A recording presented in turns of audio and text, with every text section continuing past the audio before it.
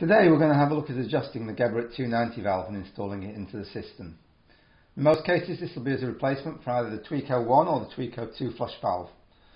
The Twico 1 and Twico 2 valves are being phased out and this is the new replacement.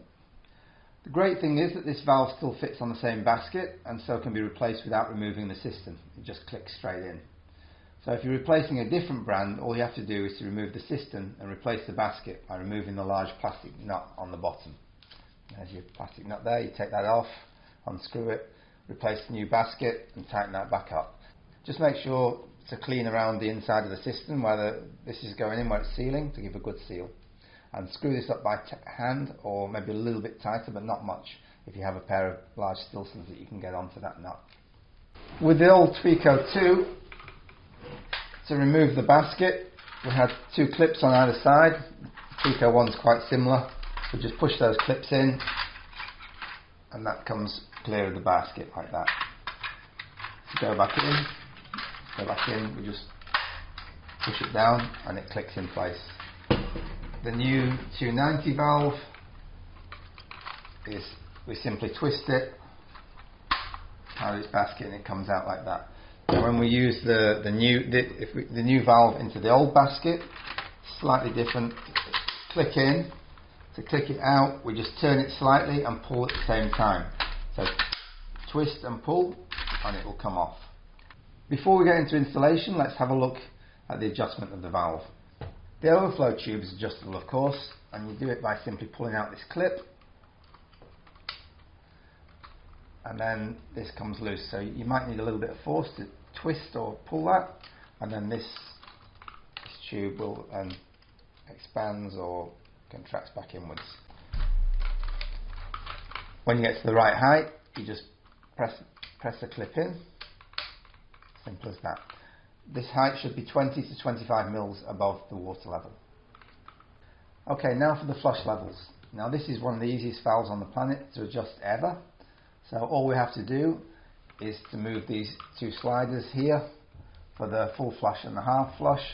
So I'll just show you, you can see there which is the full and which is the half, even if you can't read English. And as you move these sliders up or down, if you move them down, they give more volume of flush, and you move them up, it'll give you less volume of flush. So if I set the full one all the way to the bottom, the half one about halfway up, you can play around with those to give you whatever volumes of flush you want. So now we'll go and fit the valve.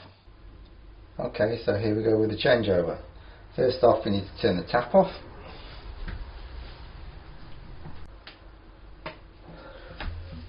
Then we simply flush the toilet with a full flush.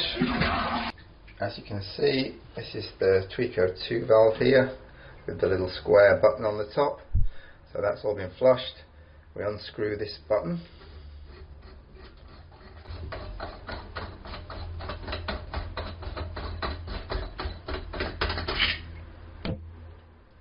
Button. Remove the lid of the system.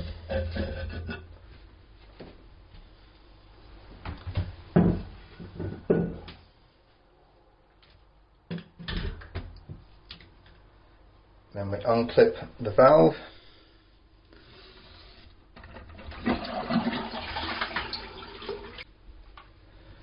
Now the new valve has a little clip here.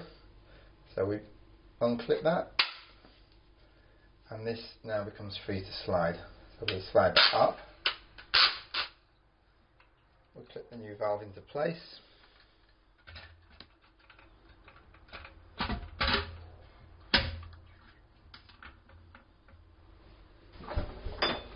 And we put the top on, which pushes it down. Then we take the top back off and we clip that clip round again. I don't think you're going to be able to see, but the clip that we just clipped, we'll clip it back round and that's locked in place now. Now if you have a toilet which has a really small hole of 12 mil to 38 mil and you're going to put the button down the hole and leave the lump on the top,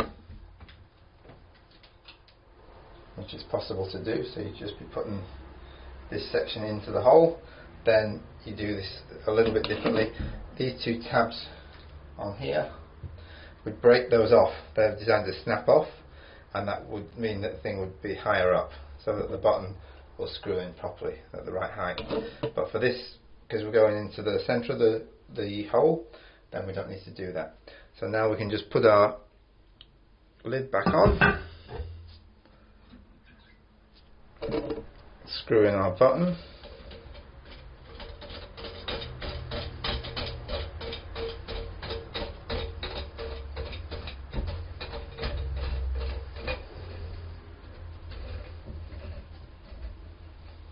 turn the tap back on,